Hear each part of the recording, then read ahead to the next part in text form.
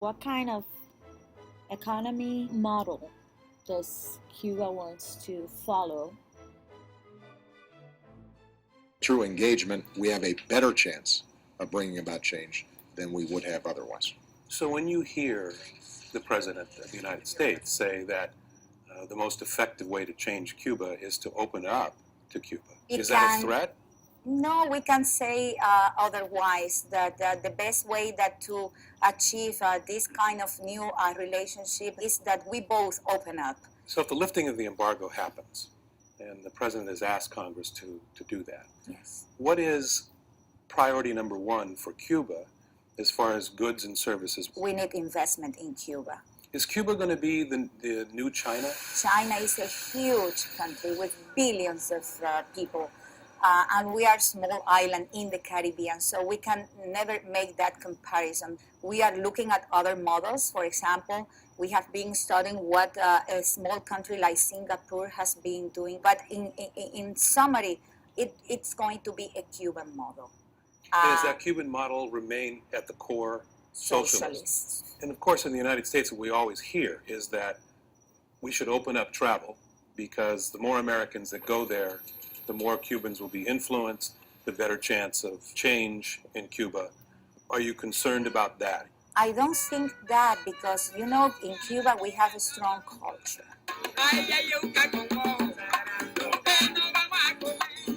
Very rooted in the traditions of our people, and what we have seen with the increasing number of Americans who have been visiting already Cuba is that it is like a mutual process of influence. What I hope is that the best influence are the ones that prevail.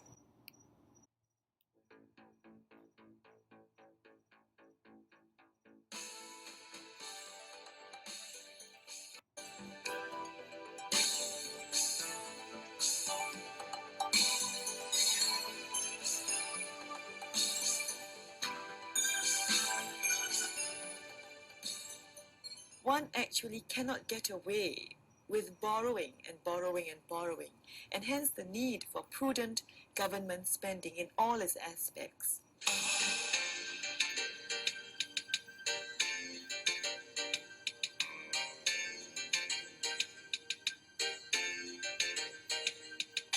Singapore is a small, open economy, a city-state with no natural resources.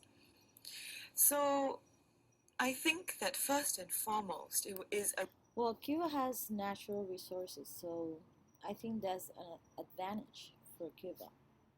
realization of what Singapore is and of the constraints of being a small city-state with no natural resources. The constraint is that there is a very small domestic market. Hence, there is a need actually to export our goods. There is a need, in a sense, to make use of what the world can offer in terms of markets, technology, capital, and so on. And hence, an openness to foreign technology, to foreign capital, even to foreign professional workers to come here to work. The second aspect, I think, is that because of the fact that we are so small, we have in many ways only one resource ultimately, and that's our people. So to realize that human resource development and education is probably the most important fundamental factor in Singapore's economic development. The third aspect is, I think, with regards to government policy and government spending.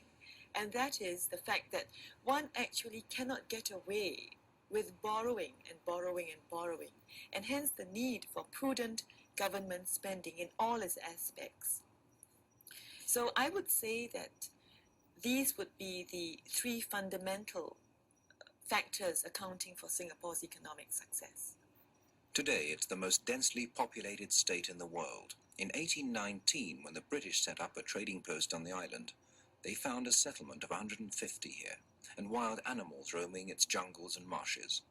It was made a free port, trade flourished, and since independence in the late 50s, this multicultural community of Singaporeans has carefully nurtured and developed its legacy as an international focal point of business and trade. Singapore has always been strategically placed.